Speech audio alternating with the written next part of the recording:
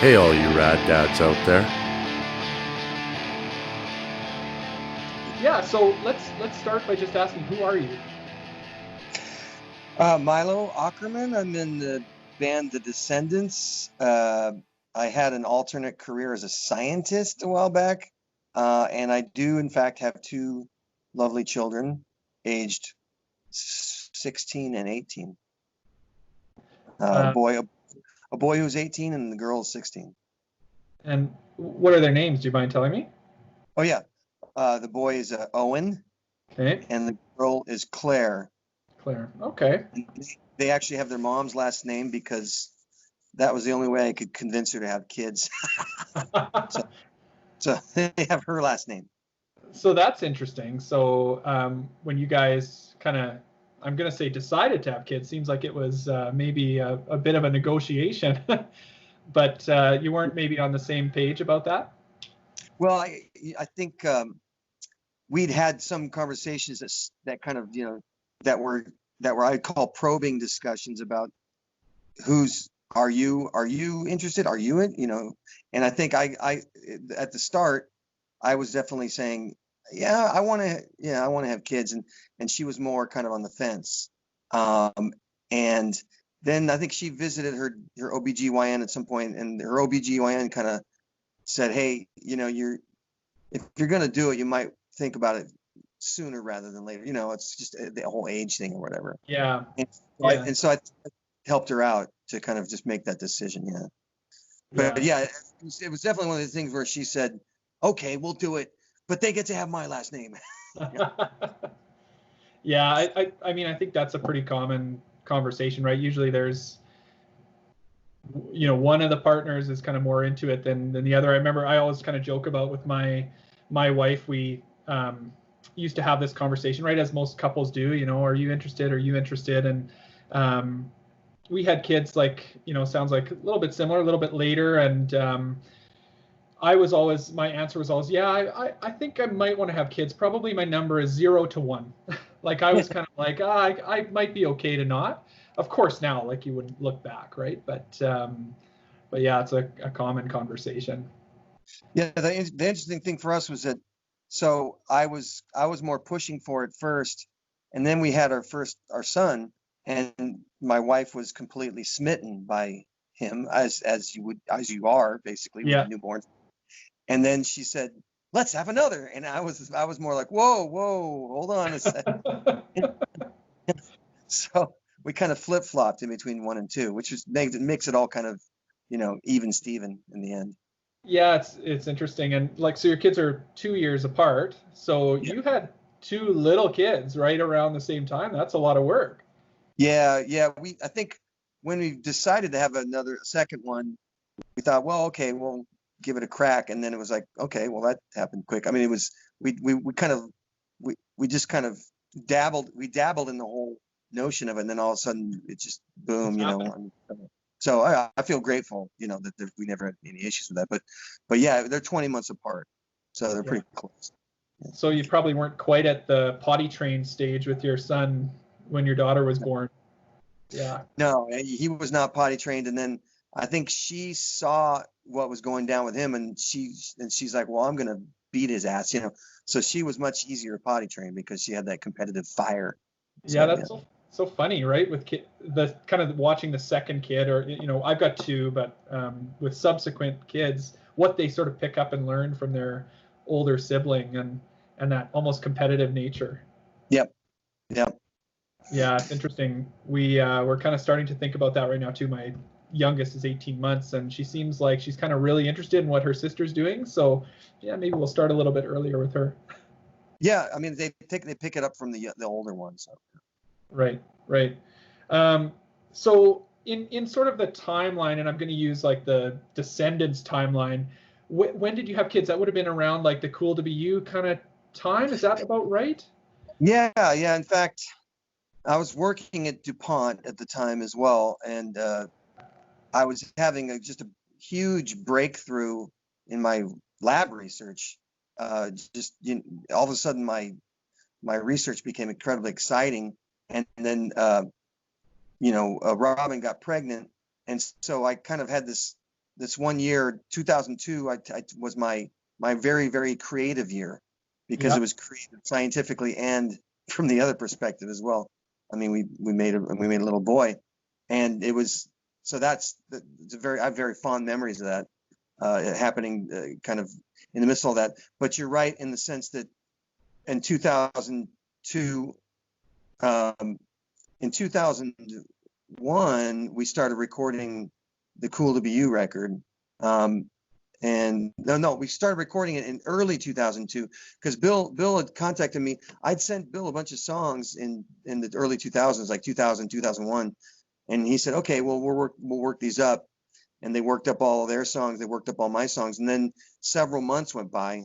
And then finally he contacted me and says, yeah, let's do the recording. And I said, well, my wife's about to have a kid. So, they put a certain timeline on the whole event.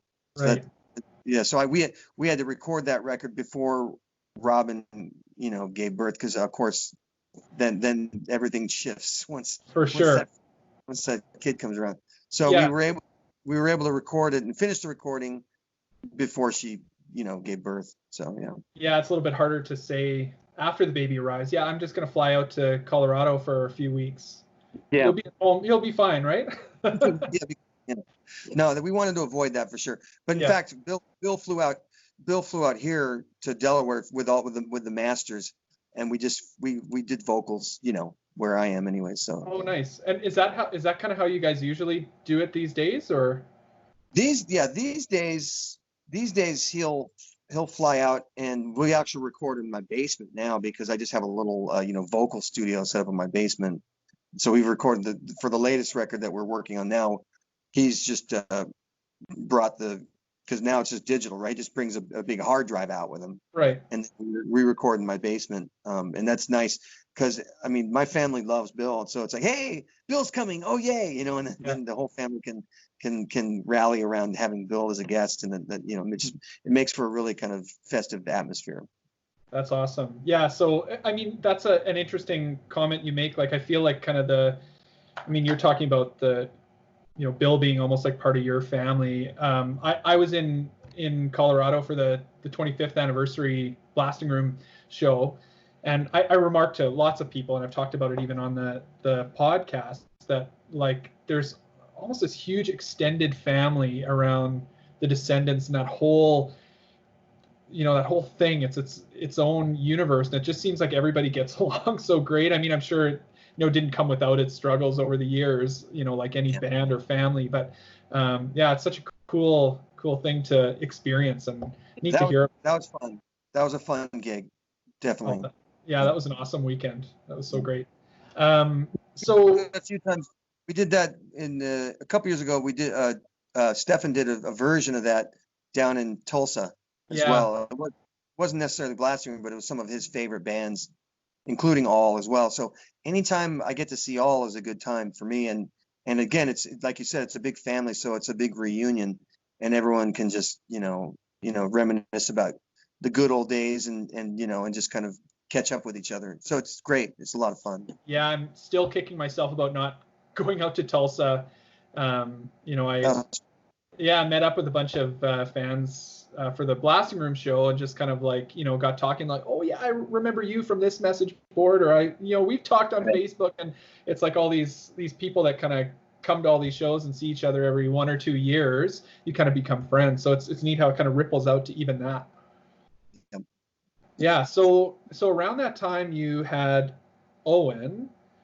Yep. You're saying that was kind of a creative time for you. So, and creative in more ways than one, right? Creating a child, busy at work, writing material for Cool to Be You. Yep. So, like, do you think that having Owen contributed to that, or do you think it was kind of like just all kind of part of the mix, or maybe I'll ask the question this way: like, did having your first child, how did that change you? How did that affect you personally, and maybe on the larger picture, in terms of music and what that meant for you in your career? Well, I think at that point I wasn't really considering myself a musician as much as a scientist. And so my feeling is that I had put in the creative work prior to having Owen, prior to us having Owen, to be able to do the Cool to Be New record. But I had also agreed. I had also said we're not gonna tour after this record. So I think probably more having Owen affected more my viewpoint on my career at the time that I was pursuing, which was science. So definitely more the science part was something where I had to kind of reassess, you know, am I going to be this hot shot science guy, and probably then take a hit from like a family perspective, or just the whole work-life balance. And you got to strike that work-life balance, and too often people in science can't strike it, you know.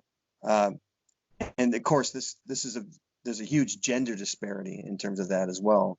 And I tried to strike it as best I could. It's much more challenging for a woman than it would be for a man, and that's just because of our traditional mores, which are, I think, kind of bullshit, if I can use the phrase. So I mean, but I did, like, when Owen was born, I took as much time. I took my legally allowed time away from work, and in fact, they allowed me to take at DuPont. They allowed me to take even more. So I was away from work, I think, for like 6 months. I think maybe. Oh, wow. Or maybe it was 3, maybe 6. Now I can't remember. But it seemed like I was away from work for a while, and I kind of had to rethink, because I was right in the middle of this big discovery, trying to publish paper, and was submitting it to really high powered journals, and having it be rejected, and thinking, oh, I'm blowing it, and you never want to think I'm blowing it because I had a kid or whatever, something like that. That thought enters your mind, and I just had to kind of say, no, I'm choosing a work-life balance, and then this paper is going to come out one way or the other, and maybe it's not going to be as high profile a journal, but I need to kind of stick to my guns in terms of what my work-life balance is going to be, basically. But it's, like I said, I think it's something that women deal with on a much more intense scale. I totally agree. I mean, I think it's just so ingrained into our kind of North American culture, right? That for so many reasons, women tend to be sort of the primary go-to caregiver, and so when they have those responsibilities at home, work just tends to not be as responsive. I think it's getting better for sure. We certainly in Canada, and I can't comment exactly where you are, but it's getting better. Even from the perspective of like offering paternity leaves now instead of just maternity, those kinds of things. But yeah, it's tough. I was home for 3 months with our second daughter. I took off. My wife went back early. She'd originally planned to take a year off, and she went back after 9 months to work, and I took the last kind of 3 months. And man, that was a total eye opener, right? Not only from like, wow, this is really hard to be a stay-at-home parent, but like it really changes the way you think, right? And how you prioritize your family. And so it's interesting you're talking about taking maybe 3-6 months off. Do you think how you would have approached kind of going back to work, you think you would have had a different feeling about that had you gone back after 2 months or 2 weeks? Yeah, I mean, I felt like as much time as I could take would be, as much time as they would give me, yeah, I was going to take. And I think that down here in the States, it's kind of stingy. Yeah. I think it's much better, you'd say, in Europe, or much better up in Canada for sure. But I was going to take it no matter what, because I do feel like if I would have gone back after 2 weeks, there's a bit of like a cheating myself and cheating my progeny of important time or whatever, but yeah, so I'm hoping that those kind of things can change. My wife actually does, part of her job is she's at the university of down here in Delaware, and she actually has a grant to study disparities in the workplace regarding women in science, for example, and women in science not really making sufficient progress in their careers because of this very issue of who's doing the child rearing, and so I kind of get a perspective on that from her as well. Yeah. That just, as you said, it's getting better, but there's still a long way to go. Yeah, and I think there's different career paths where it is a little better than others. There's still some careers that tend to be a bit of like an old boys club kind of thing, and Right. lack of a better term. And I have certainly experienced some of that in mine and my wife's careers as well. So how did you kind of overcome that? You were really busy around that time. How did you achieve that work-life balance? What strategies did you have to kind of put in place? What did that look like for you? Well, I can distinctly remember, and I think about it now, like I did that, didn't I? I brought Owen to my lab. Yeah. a few times. I brought Owen to my lab because my wife had to go teach, for example, and I had an experiment ongoing, and I'm back at work. It's kind of like, well, keep the ball rolling in my lab life, but that meant that I was bringing this kid with me in a car seat. You know how the car seats kind of, they come out of the car and they become a cradle or whatever. Yeah. So this is like a few weeks old or baby who I would bring in a lab. Now, of course, I'm not bringing him into lab space, but I bring him into my office. Right. And at that age, they're just sleeping all the time. Yeah, for sure. But I look back and I go, boy, what did people think of that? To bring your newborn into your workspace like that. But I guess, I feel fortunate that my boss was kind of either was turning a blind eye or was kind of like, it's okay, whatever. I did it. And so that was the kind of that part of childcare. The childcare issue was solved in by hook or by crook, and that was one way we did it. Because obviously my wife would bring Owen to her workspace, so I would also bring Owen to my workspace as well. So yeah, what you kind of realize, like after you have kids, is like what. Oh, I was so guilty of this, like saying things like, "Oh, I'm never gonna do that. I'm never gonna be that kind of parent or whatever." And then you realize once you're in it, like sometimes you just have to do what you have to do to kind of get by and survive. Yeah. Because I think at the time, you're so, well, you're sleep deprived for one thing, but you're so desperate to just to make something work.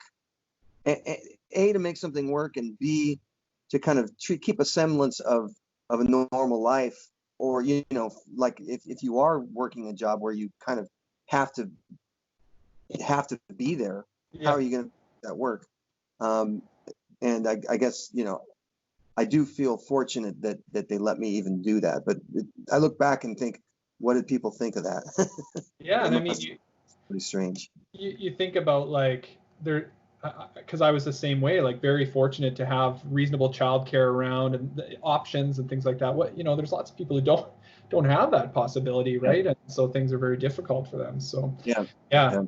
But I do think it's one thing that as a brand new parent, especially with a brand new baby, you kind of like, there's like they're crying and you're getting used to that whole thing, but they do sleep a lot. So you almost get this like little phase where like, oh, I can still like take them out shopping and I can still like, maybe bring them to my office or whatever. But pretty soon when they start, motoring around, that's out the window. Yeah.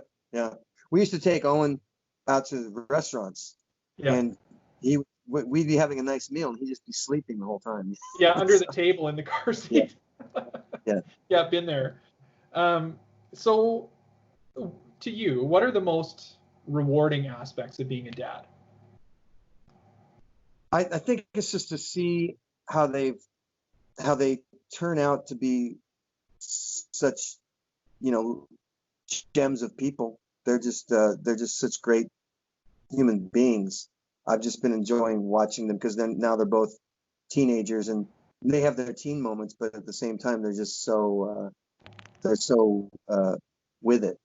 and so brilliant in many instances, and that's just been great to see that happen. And of course, that's just because that's who they are. I don't feel like I had much input into that other than go to school, Yeah. force them to go to school. But I think that they just have they're very kind of, I think, very stable and very brilliant individuals, and I've just been enjoying that. My son's going off to college this year. He's going off to George Washington University, so there's a sense of pride. Yeah, so I'm proud of him for getting that together, and yeah, so it's been great. They just both have a lot of great potential, so great to see that.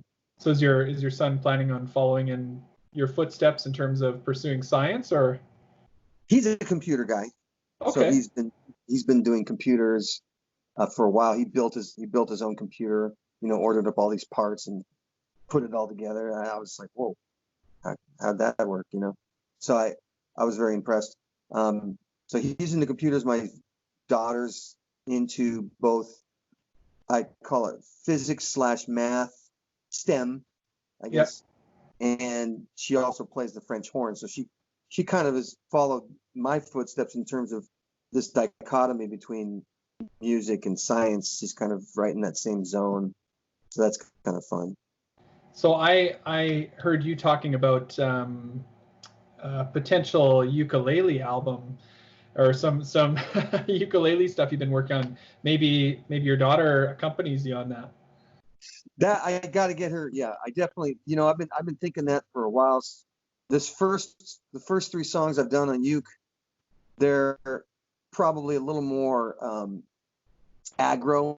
But I've got a ballad that I've got to record that I think she could. It's kind of a more folky ballad song that I could get her playing French horn on, and that'd be pretty cool. Yeah. Yeah, that would be awesome. I'm scheming to make this happen somehow. Yeah. Is that like one of those things you thought about when your kids were young, even like, oh, it'd be cool to kind of share that musical experience with them, and I'm sure you have already a little bit. Yeah, well, so we hadn't played as a band. Descendents hadn't played as a band until we'd taken a big hiatus until about 2011. And the main reason we got back together in 2011, one of the main reasons for me at least, was that my daughter had heard some of my music and was saying, "Hey, don't you ever play this live? I like to listen to this, but I'd also like to hear it live." And I said, "Well, maybe we can make this happen," and I contacted Bill, and Bill actually himself had just recovered from a brain tumor. Right. And so there was a lot of impetus to play shows, and I think that there was just a lot of good feeling about us all still him surviving that, and us being able to just kind of reform and play live. I think there's just a tremendous amount of enthusiasm for that at that point for us, and having my daughter weigh in on that was, for me, may have tilted the scales even more. So she did get to see us play shortly after we made that decision. She got to see us play for the first time, and that was very special for me, obviously. And then we actually played this. We used to play this song All-O-Gistics, and we'd get them up to sing to do All-O-Gistics, which at that age, for how young they were, was pretty good. Just to kind of they could see the teeming masses out there, and they could be on stage and experience what it's like to perform. But it was just kind of reciting lines of so it's kind of fun. I feel like I saw you guys do that. Did you do that at Punk Rock Bowling, possibly? No, but I don't know if you ever went. We did a festival in Edmonton one year. Yes, you did. Yeah, Sonic Boom. Yeah.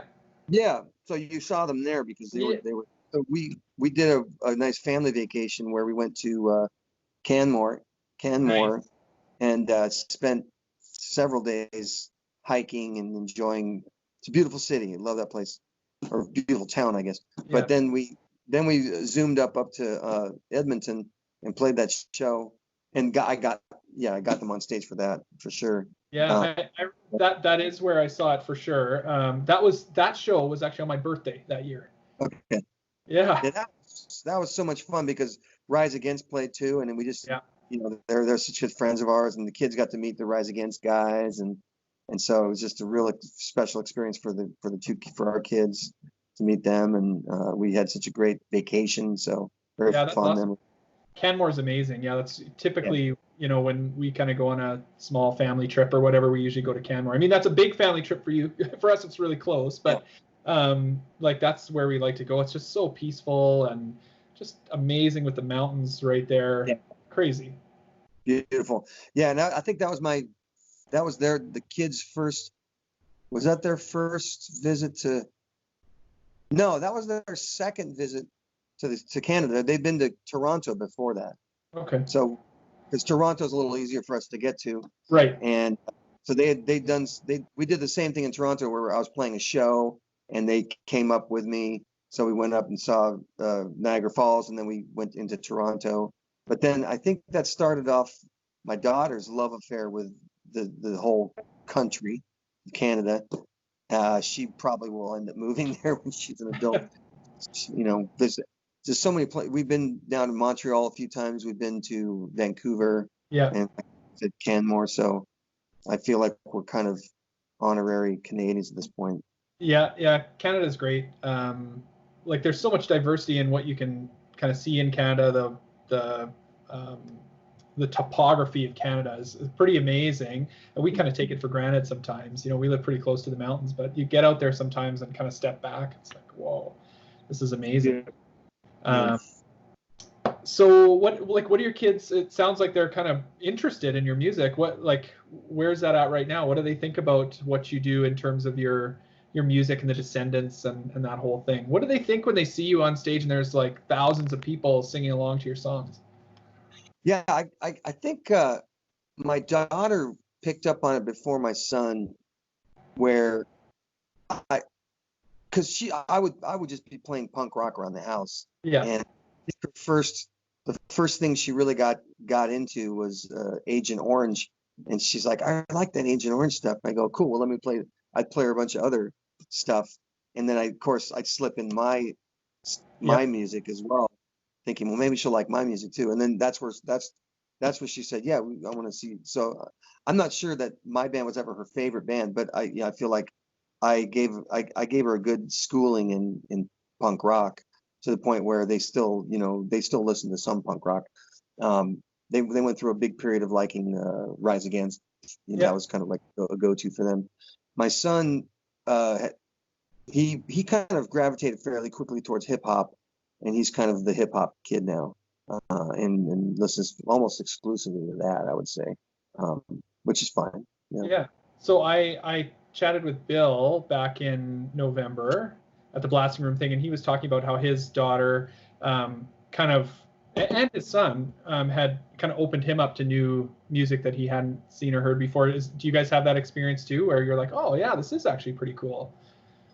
Yeah, I think Owen gets a kick out of playing hip hop for us because he knows that, he knows that I've got a receptive ear to it, and he knows that he's going to be playing something that I've never heard, because I do have a receptive ear to it, but I don't necessarily study the genre or whatever. Right. And so he can play me. He got to some point where he was on Spotify, and he got really into listening to hip hop that had the fewest number of streams possible. Like, this guy's only got like 100 streams, and it's great. And my daughter's the same way. She's got like these really obscure hip hop artists that she's really like hip on. And that's cool. I mean, that's kind of, how I dealt with punk rock growing up. I knew that punk rock was such an underground thing, and you kind of have that feeling of like it's a kind of like this undiscovered gem that no one knows about, and that makes it more fun that way. Yeah, your little secret, right? So yeah, that's awesome. So I'm going to ask you the when I get old question. So how has fatherhood changed you? Like, kind of reflecting over these last 18 years, what's different about Milo Aukerman these days? What has fatherhood, I guess, what shift has that created in you? I mean, I guess it makes you it humbles you more than anything. It's a very humbling experience. I if you don't have kids, or let's just say before you have kids, you could kind of feel like you've figured out a large part of your life. But it's just a whole new set of challenges, many of which you can't solve. Whole set of problems, many of which you can't solve. And so that's, I think, more than anything, it's taught me that I'm just imperfect a human as anyone else, and I'm never gonna figure out life, because they provide such a different perspective on life for me. Yeah. And they also allow me to see certain things in life that are problems that I thought that I had the answer for, and they can point out that no, you don't have the answer. Yeah. Especially if that, now they're teens, so they can definitely point out that I don't have the answer. Yeah, it's like it takes you out of your own head, right? Like you said, before you have kids, in your little universe, you do have it figured out. And it's all about you, and so taking you out of that, definitely opens that up and teaches you that, you might have you figured out, but there's a whole bigger kind of world out here and different permutations of what can happen, and to some extent you're kind of not in control of it. Yep, definitely. Yeah. So this is the Rad Dad Show. So are you a rad dad? I'll ask a two-part question. Would you consider yourself a rad dad? And maybe in order to answer that question, what are the traits of a rad dad? I think my daughters had a nickname for me from a very young age. I think, before they even know a lot of words. Her nickname for me, term of endearment, I guess, was Doo Doo Badio, and I don't know. And my wife probably encouraged it as well because it's cute or whatever. So I was Doo Doo Badio, and somehow that morphed into Bad Dad, and I was like, oh great, how did Doo Doo Badio become Bad Dad? So then it became Bad Dad. It's like, oh no. So I had to put the kibosh on that because I don't think I'm a bad dad. I can't say that I'm a rad dad, but I'm not a bad dad. So I'm somewhere in the mix between that. I mean, I don't know if I'm a rad dad because I crack some pretty bad dad jokes, so it's hard to be bad then. And one thing I can say is that I feel like I feel like I've struck a good balance between being not too kind of not too much of a disciplinarian with them, but also having high expectations. I do have high expectations of my kids, but it doesn't mean that I'm going to be cracking the whip on them or anything like that. So it's how I was raised. I was raised in an environment where I didn't experience a lot of kind of draconian rules and structure, but they did have high expectations of me, unspoken expectations of me, and I think that helped me kind of navigate my young adult period. So that's kind of how I view how I deal with them, and maybe I'm kind of a rad dad because I'm not kind of cracking down on them all the time, and B, I have a career that's off the beaten path. Right. And it does make for some interesting stories that they can tell their friends, or just, it's a point of conversation that they can have. And, my daughter's friends are always coming over to the house and saying, do you got any shirts, any free shirts? Can you give us some? We're always giving free shirts and this kind of stuff. And that's always fun to kind of, have them get some merch give them merch, and that way they're advertising my band, as well. So I think there's I guess I'm almost rad, just not quite. There's kind of two ways to interpret that question. Like, I think objectively from the outside, a lot of people would think you're a pretty rad dad. You got a pretty rad career history, pretty rad musician, put out some pretty rad records. But I think then there's that that sort of internal definition, what makes a rad dad. And like to paraphrase what you said, I kind of heard for you, it's about setting high expectations, but then providing the support to meet those expectations, right? Because I think, there's different ways of approaching it. You talked about kind of that draconian or more traditional maybe way of parenting, and I think high expectations was typically a hallmark of that, but maybe the support wasn't quite the same, or it wasn't delivered in the same way that maybe was as effective. Yeah, and the support part I think is an important thing, not only because of the traditional role of dads. It was like you work and you work and you work, and maybe at home, maybe you come home and your kids see you for an hour, and then that's it for the day. And I feel like that's kind of antiquated, and so I've tried to be there for more hours in the day for my kids. And of course, the second thing that can make that difficult, aside from just the working hours, is if you're a musician and you're going to be leaving for weeks on end. So for the first 10 years of my kids' existence, they had me for as a typical working parent.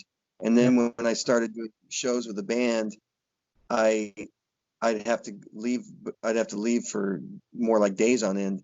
But even then, we've, in this more recent our incarnation of the band, we've never gone in for I'm going to be gone for 3 months or whatever. We've been doing shows where we do, or tours, I'll call them. You can barely even call them tours, but we'll go out for like a week.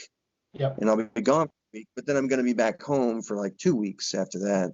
And so I've been trying to balance that and not be the absentee dad, basically, to kind of, because I don't think that's fair to my kids, and I just think the whole band is on the same page with that. Like Bill's the same way. Like I don't want to go and do the 3-month tours. We used to do that, right? And now we're not going to do the 3-month tours because primarily because the kids. We just don't want the kids to like, who are you? You're coming back after 3 months, and so it's it's nice that we're all on the same page that way, and we can tour at the right cadence to kind of keep our family lives stable, basically. Not to mention, sorry to cut you off, not to mention the fact that sometimes you're able to bring your family and they can kind of just experience that with you too. Yeah, I think I wouldn't ever recommend that any of them come with me for a full week or anything, but when we can swing it and we can make a vacation out of it, they've done that for sure. And I definitely would not recommend that they get in the bus with me, because that's just kind of brutal. Well, not as brutal as it used to be, but it's just you get used to traveling city to city and sleeping in one of those buses. Yeah. It's something very used to, but for the uninitiated, it could seem a little bit like it could seem a little bit Spartan. Right. Well, yeah, that's pretty cool. You talked about you kind of talked about your upbringing and kind of referenced that. Can you kind of share with me what your relationship was like with your dad? Yeah, it's a good question, because I loved my dad, but he was fairly non-demonstrative, and I feel like we could have had more of a relationship, but of course there's the two-way street there. But he was a rather quiet, reserved person, and so that I look back and think about things like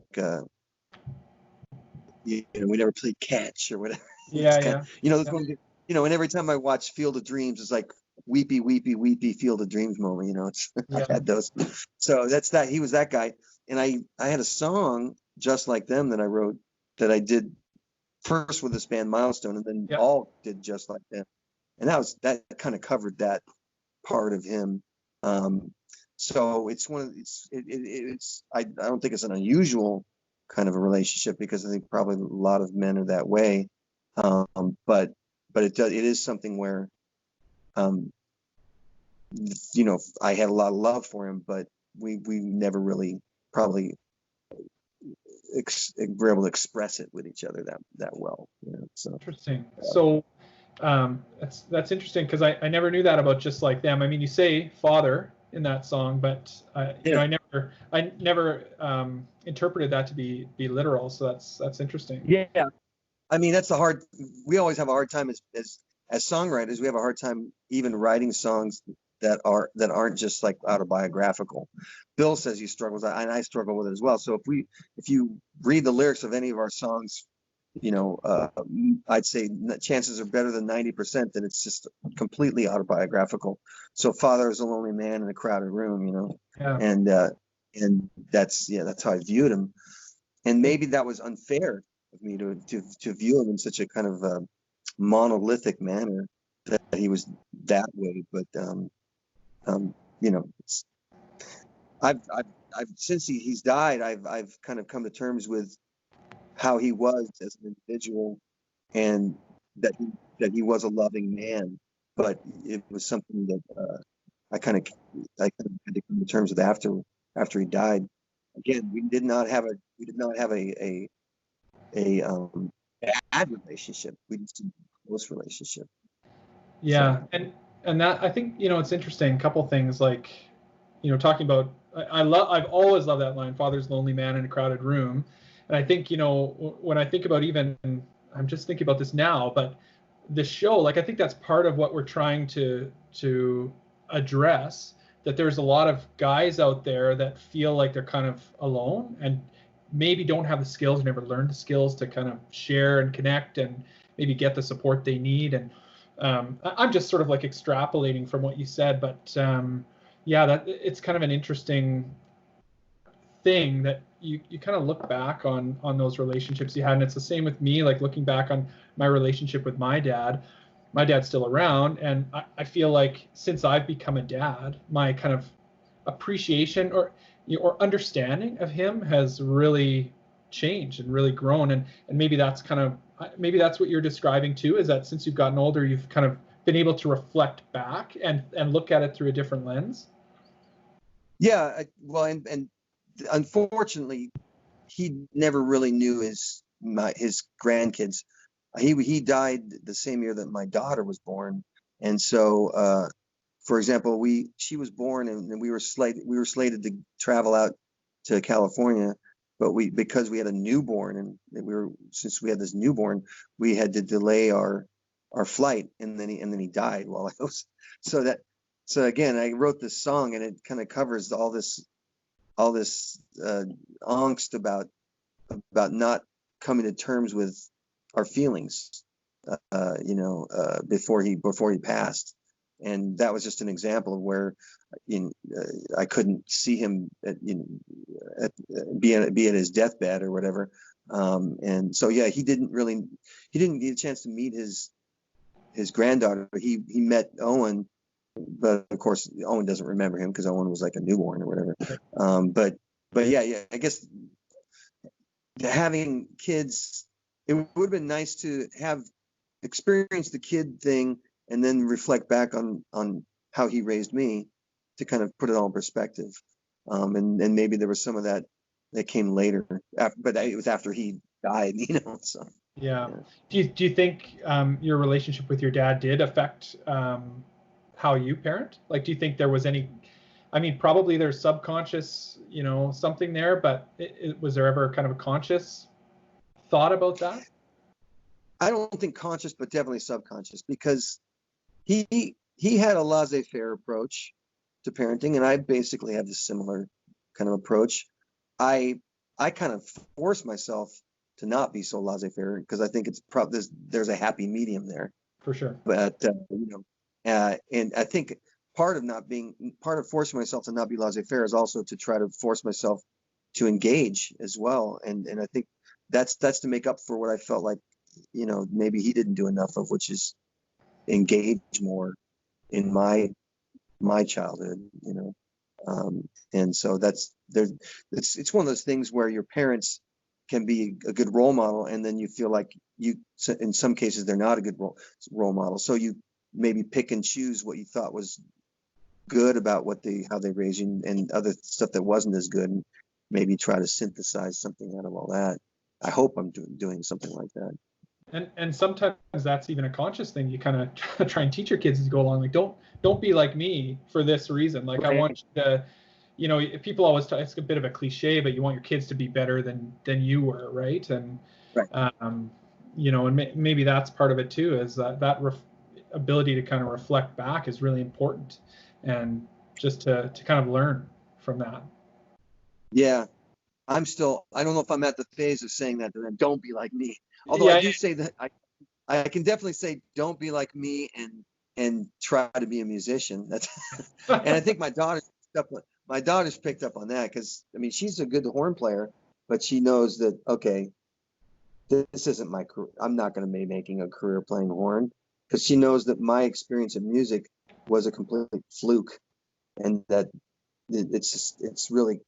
it can be a real tough row to hoe, but to do what I do. So even though I have tremendous fortune at it, obviously.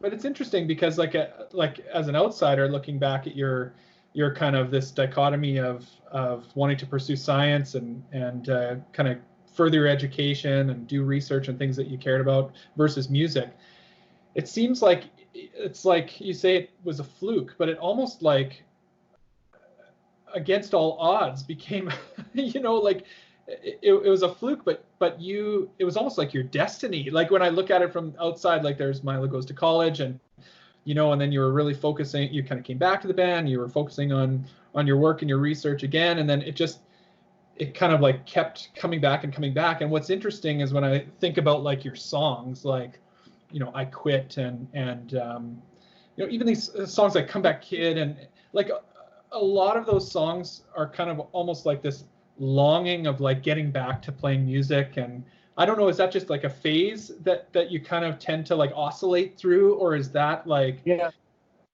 it's kind of a phase.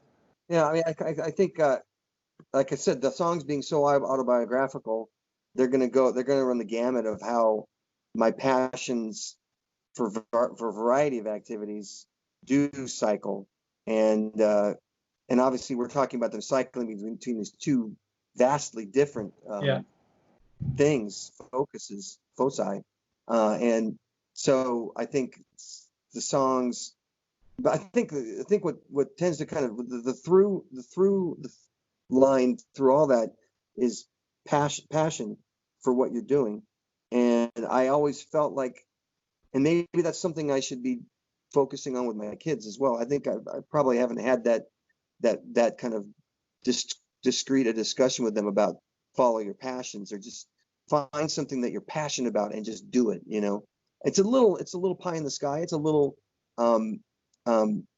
you know, idealistic, but it seems like that's kind of what I did.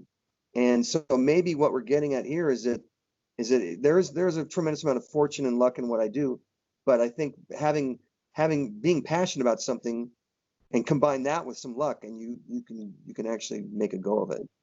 You know, the two things in isolation maybe aren't gonna, maybe don't work as well, but having the passion and the luck together is a good winning combination. It has been for me, and so maybe that's something I can impart to them as well.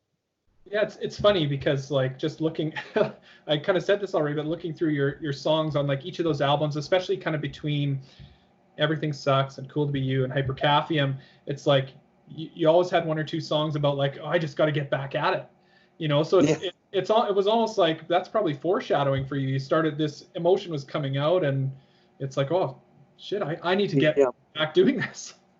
That's what I was. Yeah, and there's that song I wrote that song. I think it's called Goosebumps. I don't know. Is it called Goosebumps? Is it Dry Spell? Dry Spell. Yeah, see, that's what it's called. Yeah, but I mean that to me, that's the notion of, I don't care what I'm doing as long as I'm being creative about it, and as long as I've got that creative spark, that's where I'm living. And that's where I feel like I'm really living, is when I've got that creative spark. And it could be science, or it could be music, or it could be just anything else. You know, it could be making pottery or whatever. But so that, yeah, I that's kind of where I'm at, and I decided that that's something I should document in song, and I guess I've done that a few times now, where I just tried to document my kind of career, my career outlook, or you know, or not even my career, just my like life outlook. And like I said, I feel extremely fortunate that any of this has worked out, because it's not really something that people at the Career Center would tell you to do. They'd probably tell you to, you know, what are your strengths, and basically just go, what does the job market look like, and what are your strengths, and there you go. Yeah. It's like, but no, what about what do I want to do? What really gets me up in the morning? What gets me jazzed, you know? So I wouldn't make a good career counselor, that's for sure. Yeah, well, you've kind of like managed to do it all, right? Like, so I listened to you on this was a number of months ago. It was on it might maybe even a year or more ago, on that there was a podcast called Alma Mater, and you were talking with I think he was a biochemist, and you guys were talking about some of your research, and like, so I'm a pharmacist, so I maybe have a little bit more insight into some of that stuff, but like obviously it was way over my head, but you could tell that passion that you're talking about. And so, you know, and I can even understand like having that, needing to have a creative outlet. So when your research was really, you know, going and it was really exciting, like that was your creative outlet, right? And then when that starts to fizzle, like you need to get it somewhere else, right? And I think that, you know, I don't know if everybody goes through this. Certainly I do, you know, thinking about needing creativity and some outlet for that. And so, yeah, is that sort of what was going on? It was kind of like, well, when that fizzled, like there was just something inside of you that had to get out.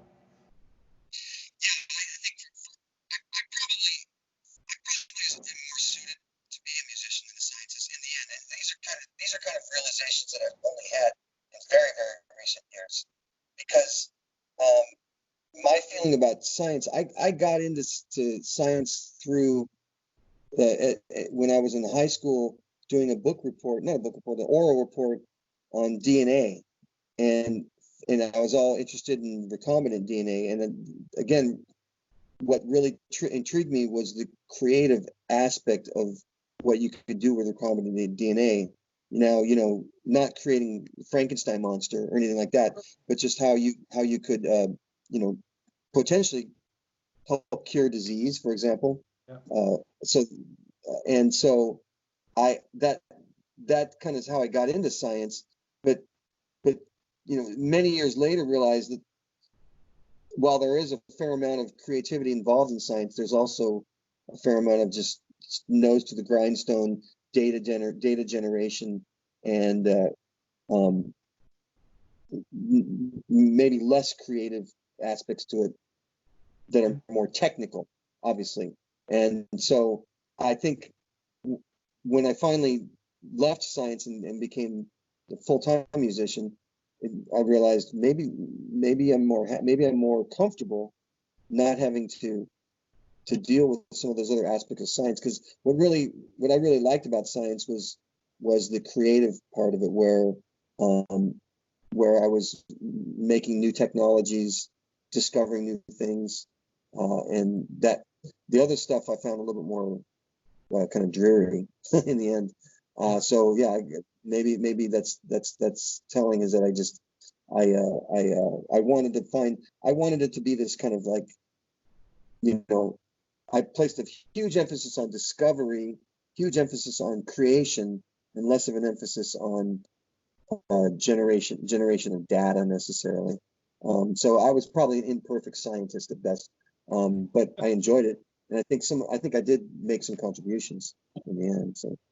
Yeah, and you know, you worked at a pretty big company, and so I imagine there was, you know, a fair bit of like red tape and politics and general, you know, just bullshit that goes along with that, right? Yeah, I think that was, and probably I'd have been better in an academic setting in terms of the creative part of it, right, where you're at a university where you're, say, writing grant proposals, and that's a lot of that's discovery work, and a lot of that's more open-ended, not as applied. And so I probably would have been better at a university, but I have to say, DuPont gave me some great years, and I'm happy to have been there. But when I finally left DuPont, I was relieved in the end. So definitely relieved. So so that's been a few years now, right? Since you've been 2016. full-time. Yeah. Yeah. So what's that been like? I imagine you've been around home a lot more. What's that been like in terms of family life and the kids? They're at kind of an interesting time right now, teenagers, and probably doing lots of different activities and stuff like that. So you're kind of around for that quite a bit. Yeah, I think it's worked out. It's worked out very well from a family life point of view, because when we were touring, of course, this is pre-COVID at this point, but when we were touring, I'd be gone for a week, but then I'd be home for a few weeks. And I definitely felt like I was able to be more there for them than, for example, when you're working a 9-to-5 job or whatever. And I'm to this day, I am the go-to person for all chauffeuring. Yeah. Also, I get these kids, and my daughter, she's got lots of activities. Again, pre-COVID, but had lots of activities, and I was like the full-on limo driver all day. Boom, boom, boom, boom. Her schedule was. So I've been that person, the driver, and just kind of keeping the house together. I've been involved with a lot of that. So that's all facilitated by just being a musician, and not going off to the 9-to-5 job. But it did take me a while. I'd say once I wasn't in that 9-to-5 position, it did take me a while to figure out how to do time management. Time management becomes a huge issue because you wake up and the world is your oyster, and you're more than willing to kind of watch that oyster rot. So I'd say leisure is my big downfall. Yeah, because I probably should get a better be a little more disciplined in terms of my scheduling of my own activities, because so hard, right? I remember when I was at home with my youngest daughter for a few months, my wife would come home from work and it's like, the dishes still weren't done, the laundry wasn't done, and it's like, what was I doing all day? What was I doing? Very important things. Yeah. You don't need to know. No. It seemed important at the time, anyways. Yeah. So I've gotten better, but I'm always been impressed with Stefan, the guitar player in my band, who he describes his daily schedule: drop the kids off at school, come back, and go down into his studio and write a song. And it's like a whole routine that he had. Maybe not write a song, but like work on music, like go down and work on song creation in a very scheduled way. Like, this is my time to do that. And he says, a lot of times nothing happens, but then there's other times where shit happens. And so for this latest record, he wrote like 40 songs or something crazy. Most of them without words. So I write words for his music. And so together, he and I have written about 30 songs. Wow. Just for this record. But it's been because he's been the nugget of creation for bringing these songs, the music part of these songs, together, and I just hang some words on top of it. And that's been a great little collaboration we got going. But I've always been impressed with how he can schedule that in as part of his, like a job. Almost. Yeah. And it's we get a little precious about songwriting, about it's got to be this inspirational thing or whatever.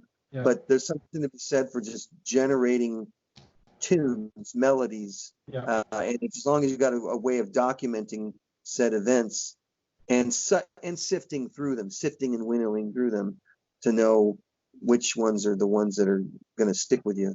I mean, because he says that he's writing so many songs, he knows that some of them are crap, Yeah. but eventually you're gonna get a good one, so. But that I've struggled a bit writing that way.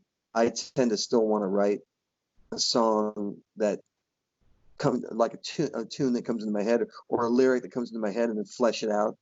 And then Bill's in almost the opposite extreme. Songs for him just have to come to him fully formed. Right.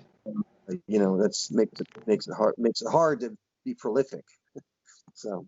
Yeah, I think it was in Filmage he's talking about that. I can't remember which song he's talking about. I should probably know, but I think it was talking about sheets, where Clean Sheets maybe, yeah. Just campaign on, yeah. Woke up and it's there. It's amazing. Yeah, and it is a great song. Yeah, it is. So now we're trying to write this record, and Stefan and I have got like 40, between he and I have got like 40 songs, and Bill's, sweating bullets. I gotta write some songs, but they have to come for him in some more organic way of, like I said, but I think he said he's making progress. Bill tends to come through with some real zingers, so. Yeah, that's what I told him. I said, hey, you don't have to write 40 songs. We wrote 40 songs. You write like 3, and they're going to be the best songs. I kind of took us off on a tangent there, but to kind of get back to the fatherhood thing, going back to kind of that time when you had Owen, maybe just immediately preceding that, you had a lot going on. Did you have fears about becoming a dad? I wouldn't say no. I felt like I could probably swing it. I never felt like I'd be a failure as a dad. Yeah. But I knew also that it was going to be something that I would be probably ripping my hair out a lot, just trying to kind of invent what it means to be a father for me. And so, yeah, I think I knew it was going to be a huge challenge. I knew it was going to be something that was going to be probably the biggest challenge of my life. But I felt like I wanted to do it. I mean, that's the main thing, is having the desire. I mean, when you talk about people who aren't good parents, it's probably half the time they don't have the desire to be a good parent, Right. or they don't have the desire to kind of put in the time or whatever. Right. That's a lot of work. Yeah. So I felt like I was willing to do all that, and I knew it was not going to be a cakewalk. Right. But yeah, it's been great, and I feel like obviously I feel like it was the best thing that ever happened to me. So yeah, pretty common feeling in some of these interviews. So so shifting gears a little bit, we have a little feature that we like to do. I'm going to put you on the spot a little bit. It's called the Rad Dad Bad Dad feature. So just like my nickname that my daughter gave me. Yeah. So I'm going to bring it back to that. So like typically what we're kind of asking is like, give us one of those kind of like dad of the year, blue ribbon moments, rad dad moments, right? That sticks out in your mind. And then alternatively, we all have those kind of dad fail moments, right? Where you just like, how did that happen? How did I let that happen? Kind of moments. And do either of those kind of anything pop into your mind for that? I mean, I guess for Rad Dad, it's probably bringing the kids on stage, because it's just to give them that experience. Yeah. Of just something completely out of their wheelhouse, something that they just had ever experienced before, and I think they really cherish that type of thing, and so that's kind of a good Rad Dad. Yeah, proud moment. I can imagine. Yeah, just to kind of have them performing, and they won't be be performers probably, although my daughter does perform in French horn, so yeah, she has a performance angle to what she does. But yeah, Bad Dad,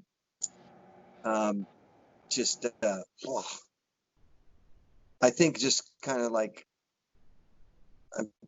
I can't think of a specific example other than where I just lost my shit on them, Yeah. They were fighting and I just lost my shit on them. Yeah. and then I just feel like a total loser to have lost my shit on them. Worst feeling ever, right? Like just to lash out at your kids. You're supposed to be there to protect them, and you're, scaring. That's I would agree with that. Like for me, it's when I can see they're scared, right? Yeah, that's a bad feeling. I don't know if you've watched the series Breeders. No. I would highly recommend Breeders. It's got the guy from The Hobbit. He played The Hobbit.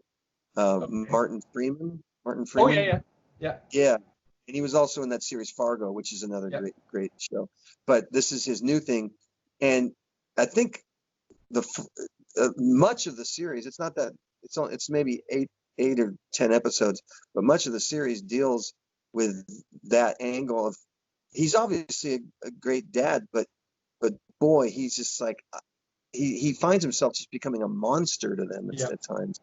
And everyone's been through that, where you could be the best dad in the world, and you snap, and then you become this like ogre.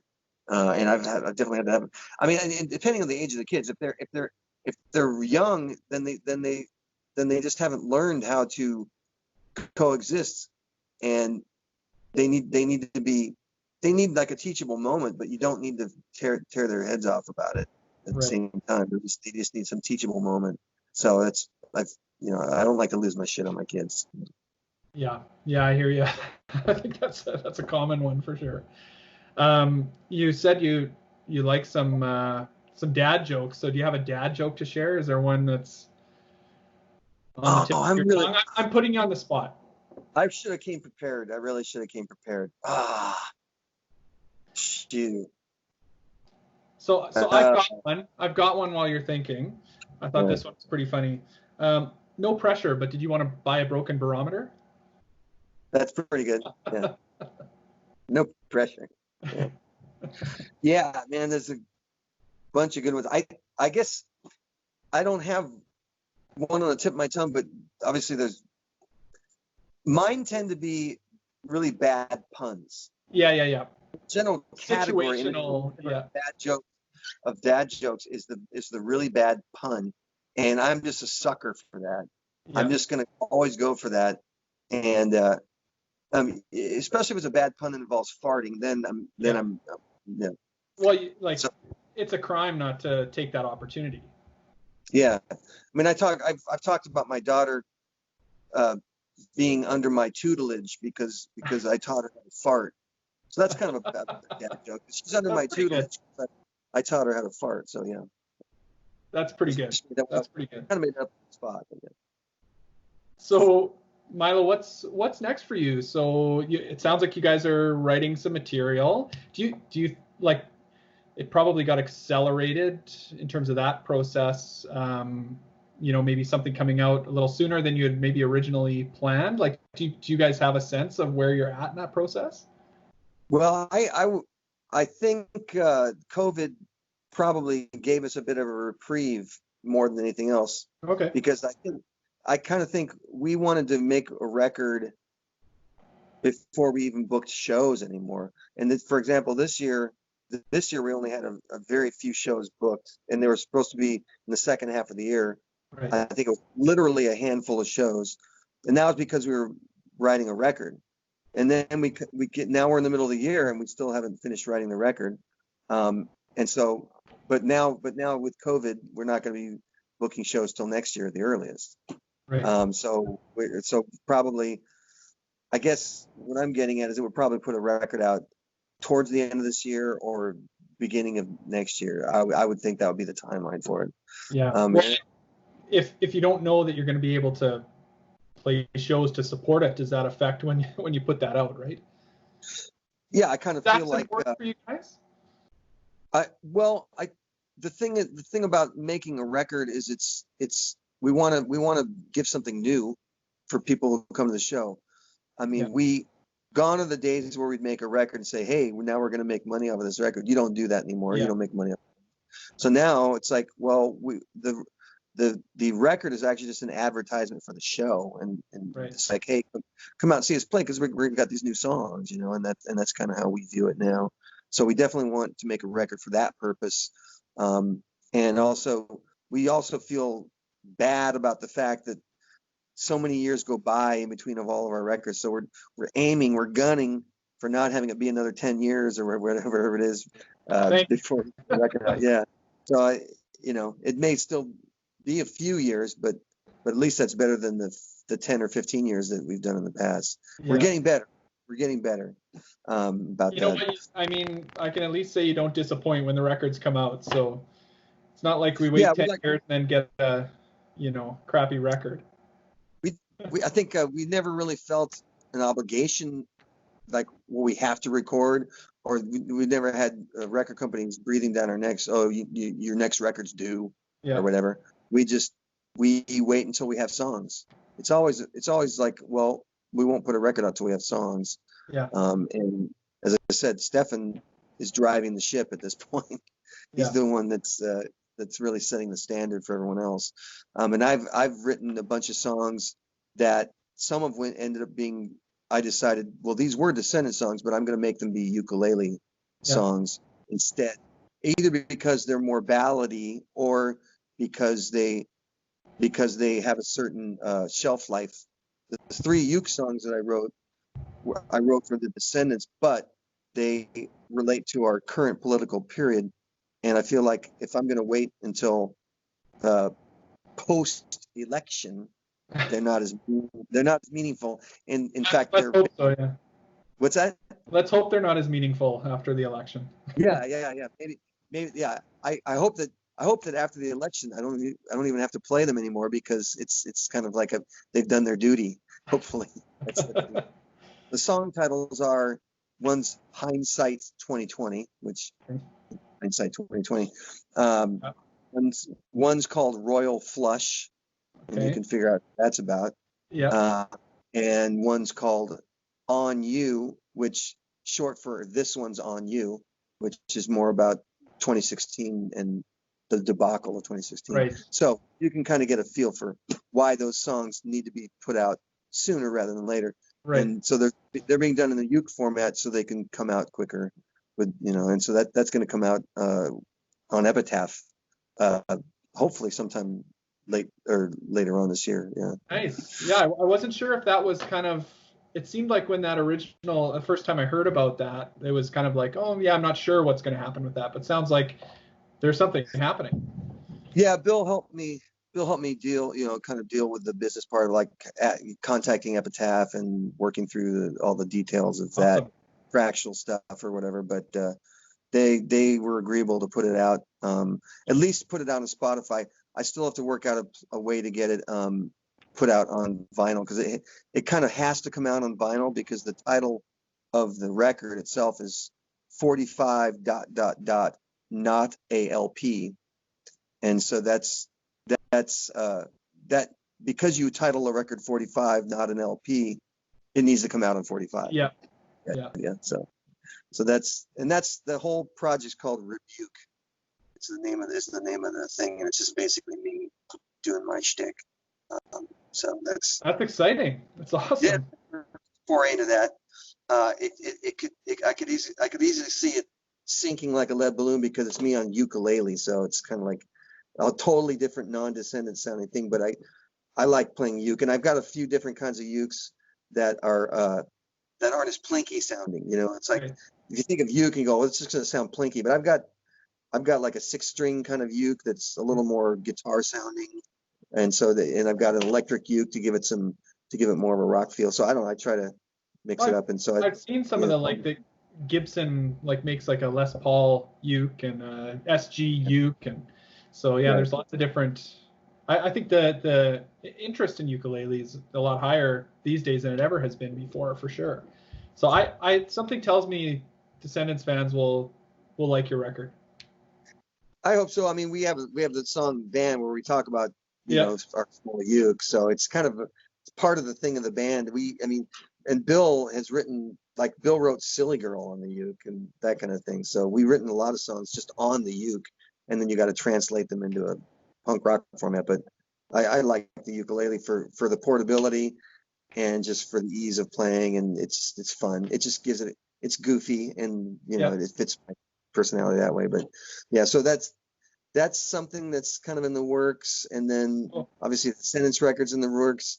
And then Bill sent me a bunch of songs that he recorded with Frank and Tony, the original bass and guitar Yep. player, that he recorded with them, that are really old Descendants songs from like 1979, so 78, 79.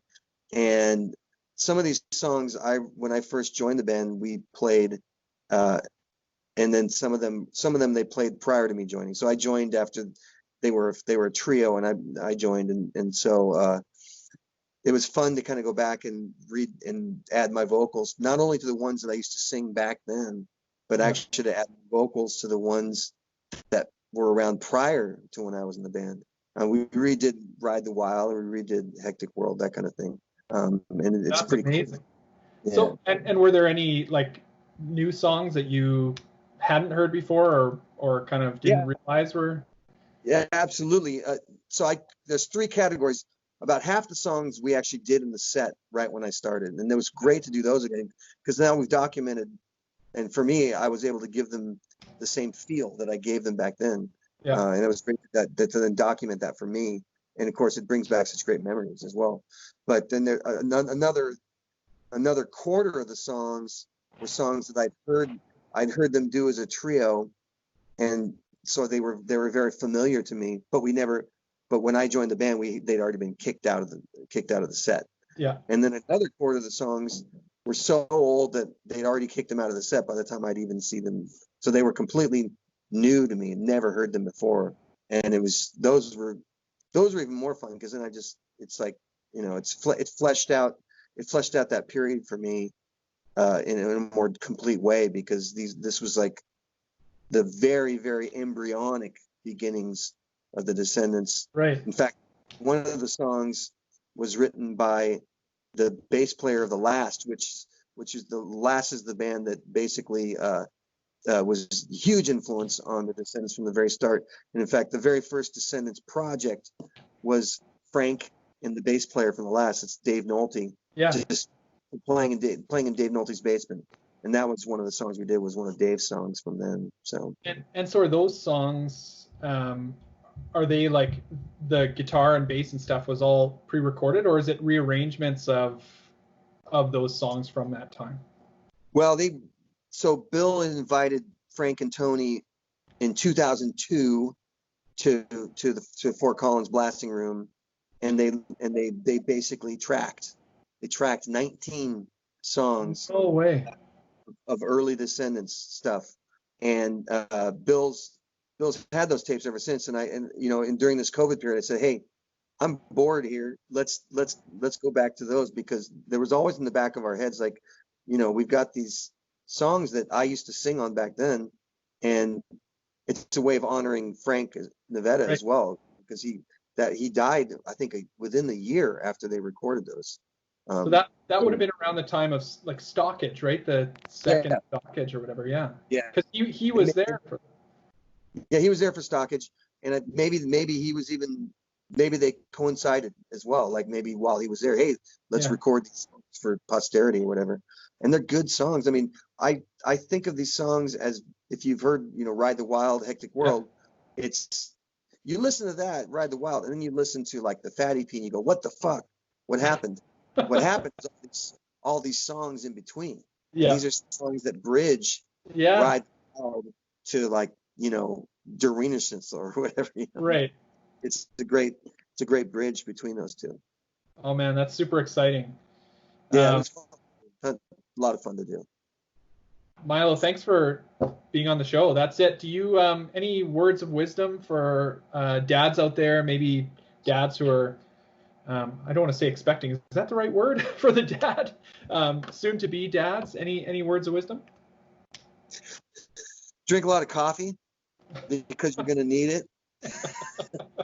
That's worked well. Need a lot of coffee. Yeah. We just got a puppy, and I'm doing these like night shifts with the puppy, and it totally brings me back to the night shifts you do with your kids, Yeah. and so I wake up, I've been waking up in the morning like totally like groggy because this dog's waking me up at 6 a.m. Yeah. And like I want to sleep until 8 or whatever. And it's not. I can complain about it to my wife. She says it's still not as bad as it was when when the kids were newborn, because then you really are just doing these crazy shifts. Like every 2 hours. I'd get them up, and I'd either bring the kid to her and try to have her feed them without waking up. Right. How's that work?